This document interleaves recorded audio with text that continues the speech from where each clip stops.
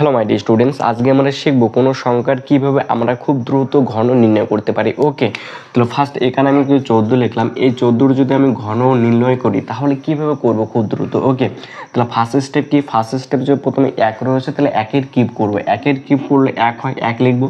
এবার 4-এ কিউব করবো, তাহলে 4-এ কিউব করলে কত? 64, তাহলে এখানে 64 লিখবো। ওকে, এবার কি করব? এই 1-এর স্কোয়ার করবো। 1-এর স্কোয়ার করলে 1, ওই 1 দিয়ে 4-কে গুণ করবো, তাহলে কত হয়?